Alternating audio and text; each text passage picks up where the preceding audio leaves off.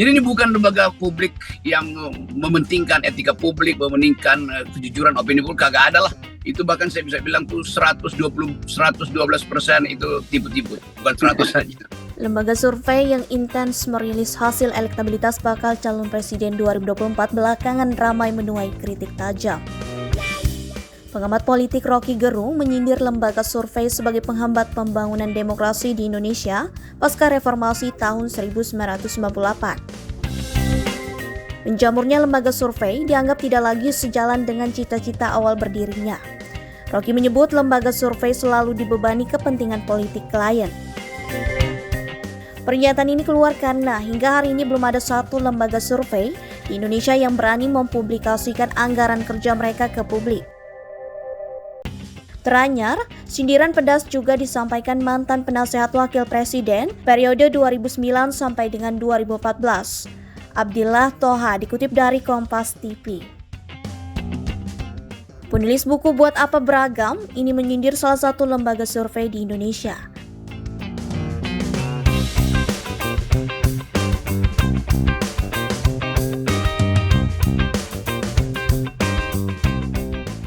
Mendapat banyakan kritik tajam, pendiri SMRC, Saiful Muzani akhirnya angkat bicara.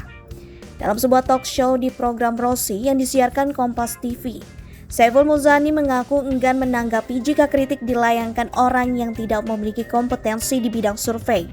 Kalau yang kritik itu orang seperti yang seprofesi, kompetensinya seperti siapalah, teman di Kompas misalnya, Litbang Kompas, misalnya teman di UI kayak Hamdi Muluk, itu serius saya tanggapin. Kalau Pak Abdillah ya enggak lah gitu ya. Jadi dengan segala hormat, saya kenal Pak Abdillah dengan baik. Meski demikian, Saiful Muzani membenarkan jika intensitas survei yang dilakukan SMRC jelang Pilpres 2024 jauh lebih tinggi jika dibandingkan dengan Pilpres 2019 lalu. Pasalnya, kemudian mengakses responden melalui sambungan seluler menjadi faktor intensnya survei digelar. Di samping biaya yang jauh lebih murah, lembaga survei tidak lagi harus mengirim surveyornya ke daerah-daerah yang akan disurvei. Namun, Saiful menegaskan survei tatap muka tetap dilakukan untuk menjadi pembanding meski harus mengeluarkan anggaran lebih besar daripada melalui sambungan telepon. Disinggung terkait pembiayaan lembaga survei, Saiful tak menampik pihaknya mendapat dana dari pihak tertentu yang memiliki kepentingan dengan hasil survei.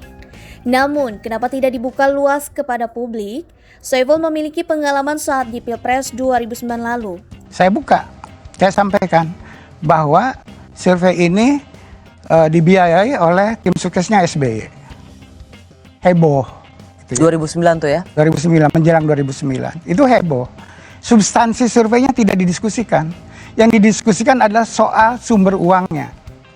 Kapok saya. Jadi ini bukan lembaga publik yang mementingkan etika publik, mementingkan kejujuran opini publik, kagak ada lah. Itu bahkan saya bisa bilang tuh 112% itu tipu-tipu. Secara umum, Saiful mengakui jika sumber pendanaan lembaga survei beragam, mulai dari partai politik, perseorangan, pileg dan pilpres, hingga dunia internasional. Pasti ada pihak, tapi saya tidak akan buka. Dan sumber itu pun keberatan kalau dibuka. Sumbernya itu secara generik aja saya sebut.